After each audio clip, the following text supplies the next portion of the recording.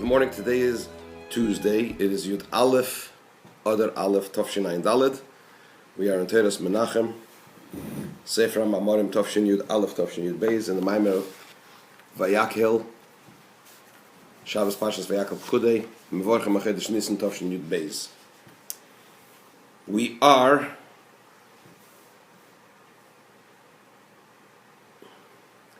up to page Reish Mem Aleph, Ois Gimel, chapter 3. The Rebbe asked, what was this special gathering?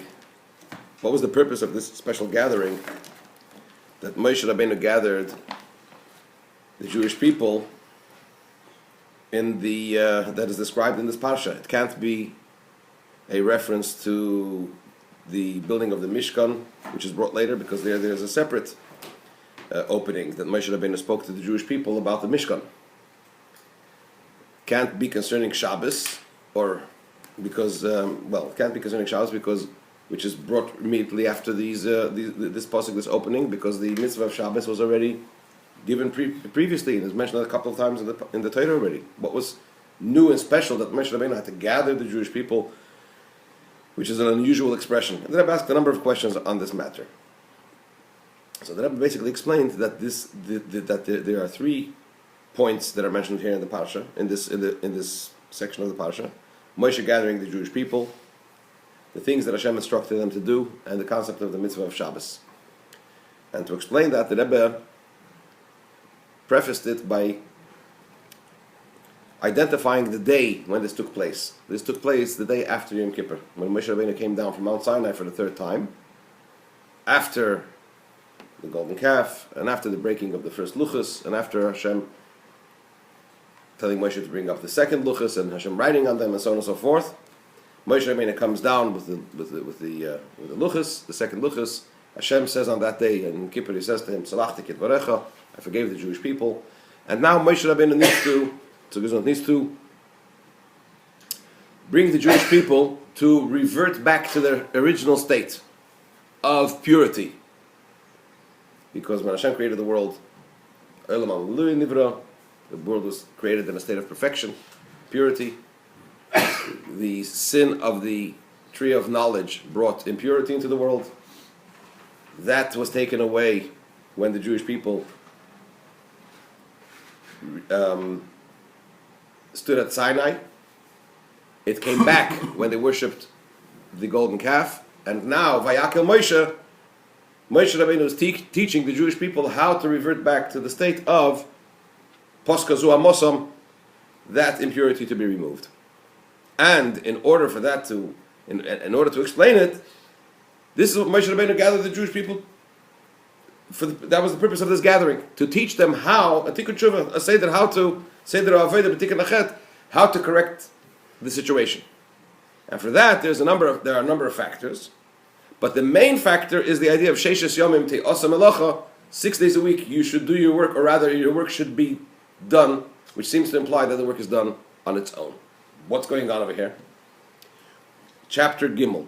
Chapter 3, Ois Gimel, page Reish Mem Aleph at the bottom. To explain this, the Hiniksiv, it says in Tilim, in the pasuk in Tilim, Yigia kapecha kiseichal ashrecha v'tevlach.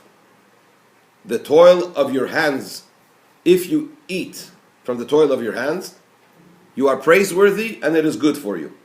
Pirshu Razal Mishnah, and our sages teach in the Mishnah in Ovis, right at the beginning of chapter 4. Ben Zayma says 4 things. One of the things he says, Ezehu Oshir Hasamech Bechelke, right? That's what the Mishnah says. Who is wealthy? One who is content with his share. Right? And he brings this verse. The Rebbe doesn't bring the whole thing, but he brings this pasuk, because it says in the pasuk, if you shall eat the toil of your hands, you are praiseworthy and it is good for you. And the Mishnah carries on, Ashrecha ba'olam hazeh v'tevlach l'olam haba. When it says Ashrecha in this verse, it means you are praiseworthy in this world, v'tevlach, and it is good for you. What is that a reference to? L'olam haba, in the world to come. V'hainu. So the Rebbe explains this. In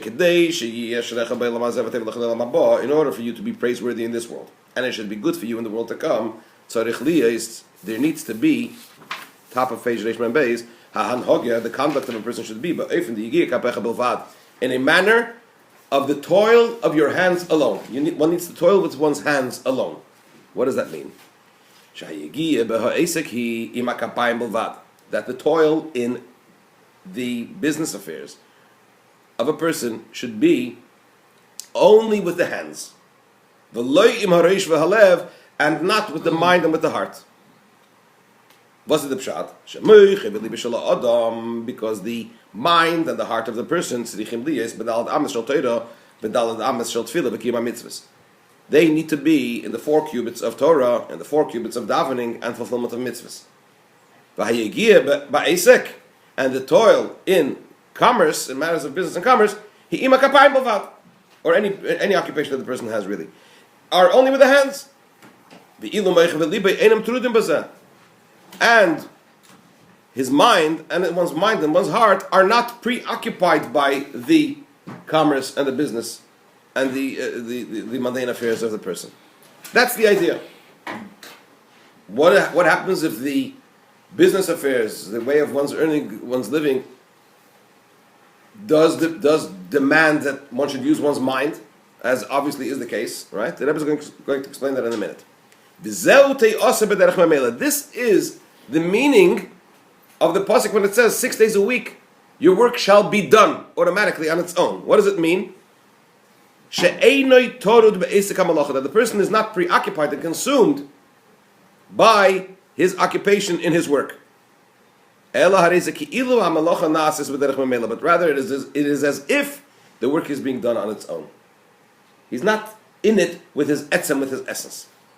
Now the Rebbe explains it even more. Why indeed is it necessary for it to be in this way? Because in truth, in truth, man should not occupy himself at all in worldly matters. Why?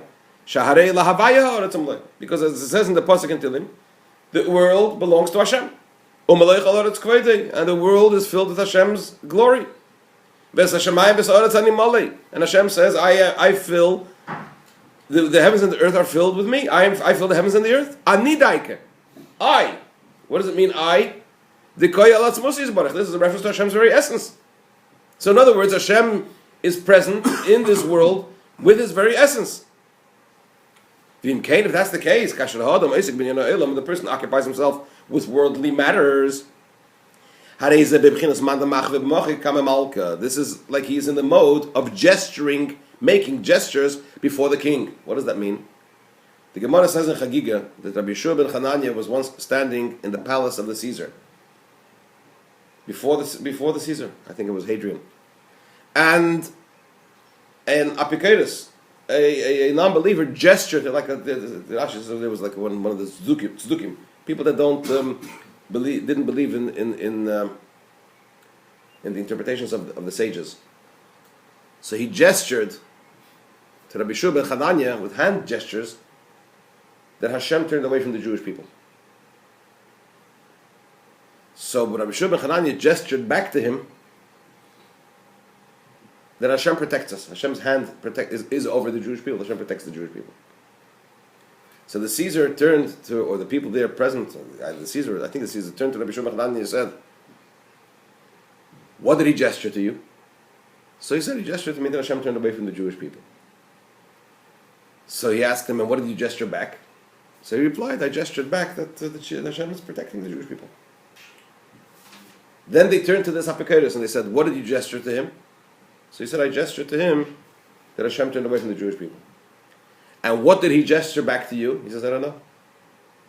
So they said, a man who stands before the Caesar and doesn't understand what he's being gestured to should dare to gesture in front of the king?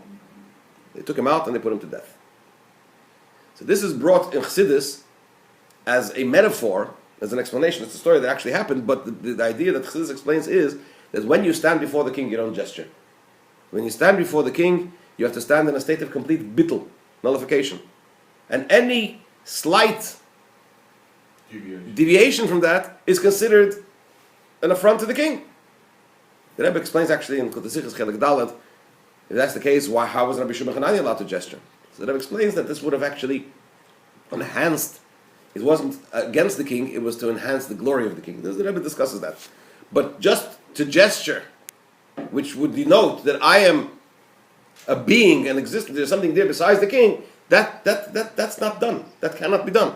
So if that's the case, to do any work in a world which is filled by Hashem Himself seems to is in the bracket of gesturing before the king.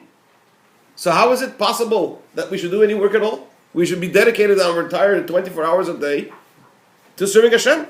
Ella, says the Rebbe, Shatayra nosna reshus, but it's only because the Torah has actually given permission, and not only given permission, v'gam tzivso, and has given an instruction, lasik binyan parnasa, that one should occupy himself with matters of sustenance, of business, of earning a living. Kameshakosov, as it says in the Torah, sheishis yamim tavit, 6 days a week you should work, vasisakom lachtecha, and you should do all your work. And the Mechilta says, zu mitzvah sasei.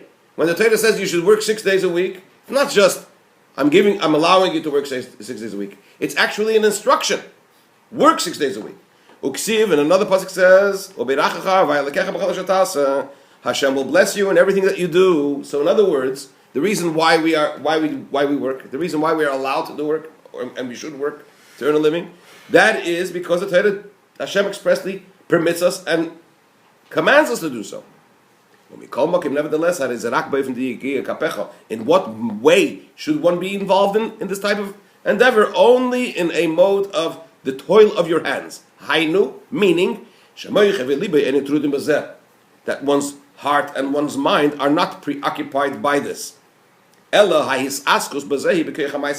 rather, the preoccupation in this endeavor is only with one's power of action.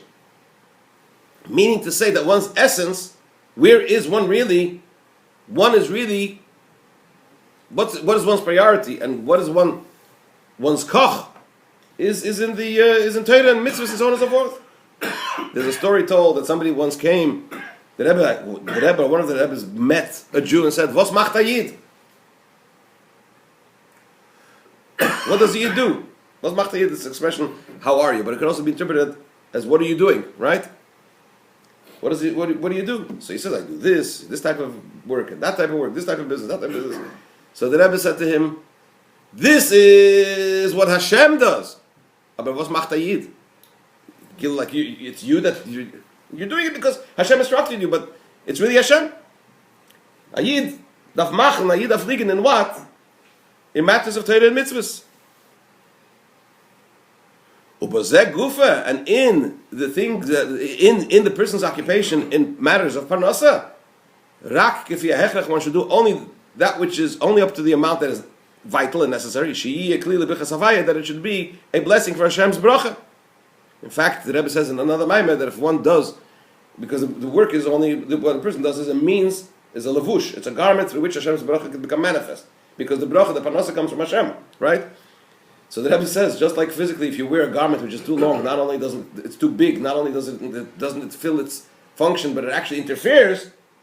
Similarly, if one is too preoccupied in doing that, one interferes with Hashem's bracha. The Yisayim is even more so. And even after one does the work and has Hashem's bracha, what does one use the parnasa for? To serve Hashem. As it says in the pasuk, in all your ways you should know Hashem. Nonetheless, so if that's the case, if the person is only involved in commerce and business and his means of earning a living to the extent necessary, and because of that it's called te'oseh, it's done almost automatically, right? So then why is it called yigia kapecha, the toil of your hands? Seems to be implying that there shouldn't be any toil at all. Nevertheless, the verse calls it toil. The reason is because on his own, from the perspective of the person himself, the person has a desire to occupy himself only in matters of Torah and mitzvahs.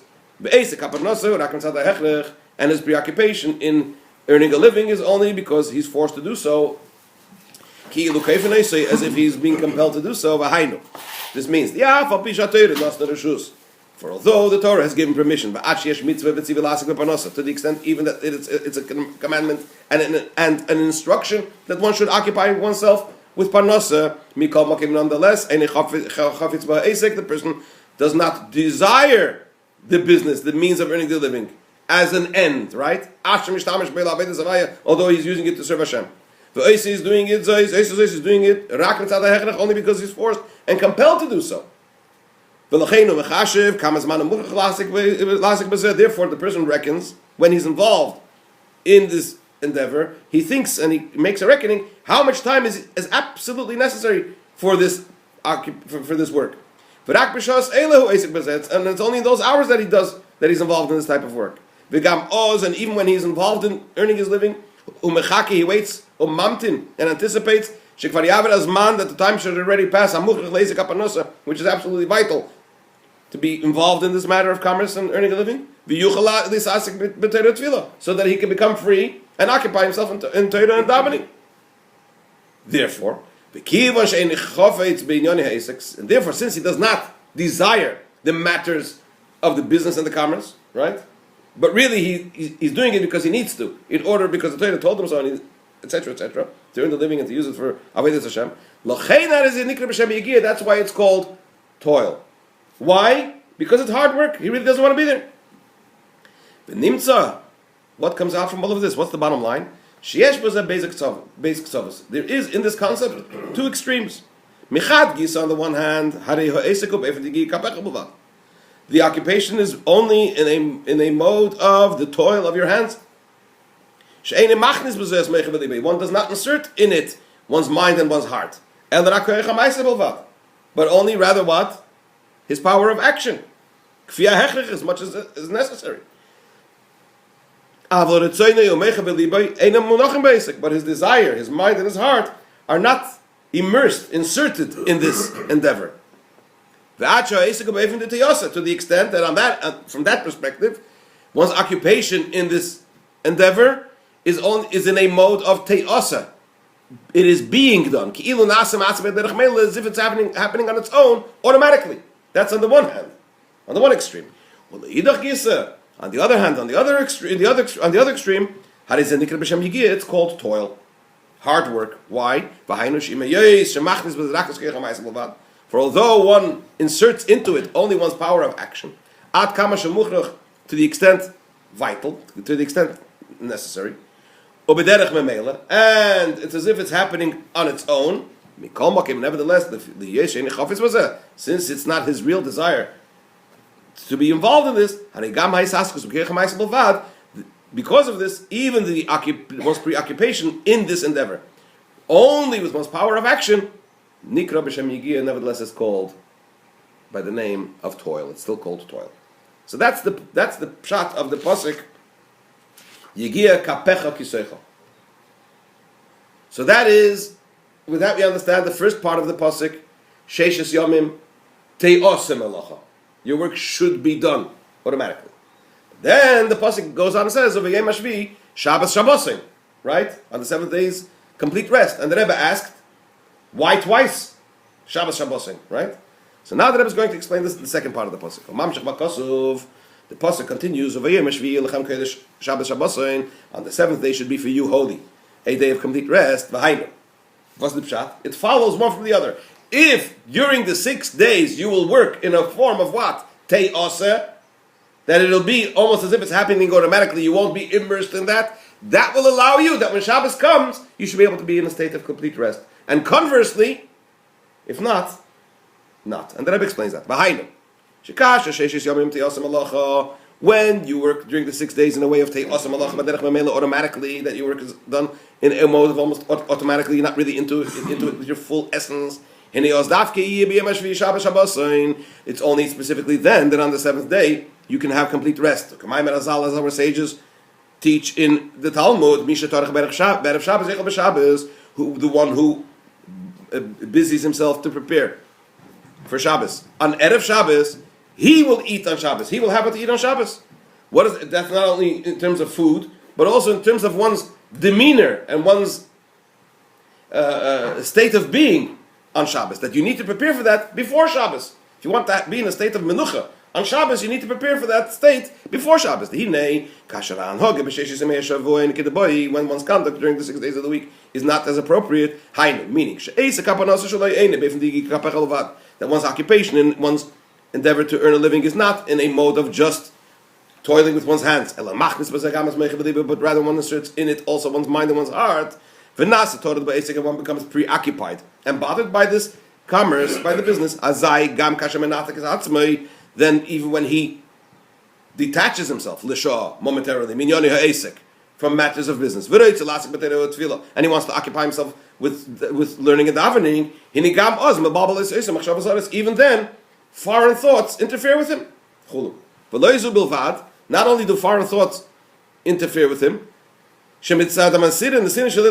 because of his complete involvement and dedication to his business and commerce, even during the times of davening, learning and davening, falls into his mind the thoughts. His mind is bothered by the matters of the business that he was thinking about during the course of the day. So I'm sorry. So not only will he have these types of interfering thoughts, even more so,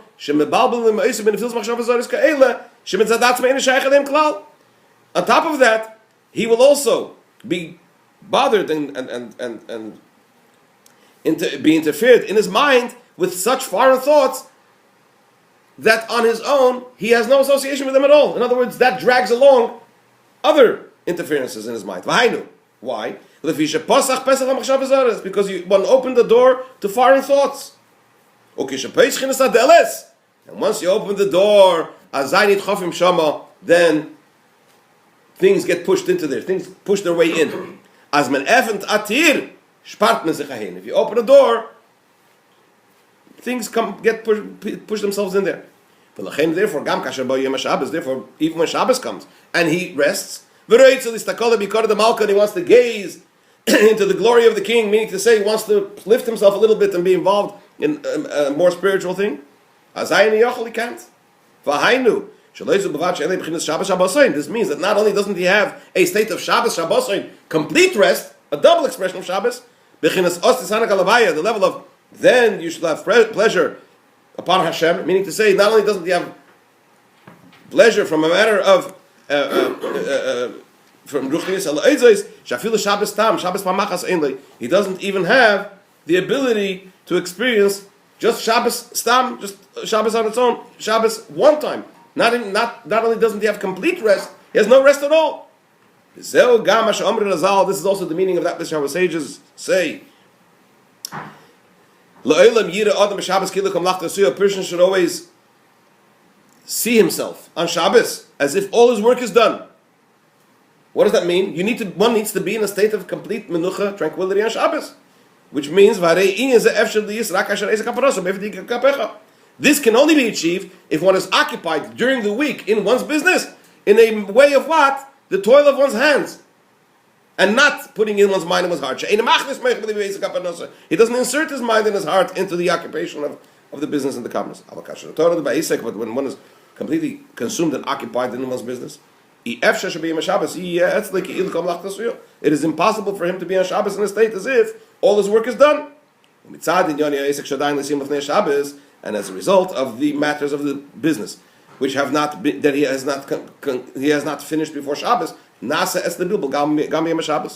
he becomes confused and unsettled even on Shabbos. It's only when his occupation in his business is in a way of the toil of his hands that he's not preoccupied with and consumed by it completely, which is the idea of working 6 days a week automatically on its own, as if, in other words, you're not completely consumed by it with your whole essence. And then on Shabbos, you come to a state of complete rest, which is the idea of an additional holiness. Because even during the week, you are in a state of Shabbos of rest. What does that mean? He's not preoccupied by mundane matters. Therefore, when Shabbos comes, what is gained by him is an additional holiness, but in an even a higher level, Shabbos in a state of complete rest.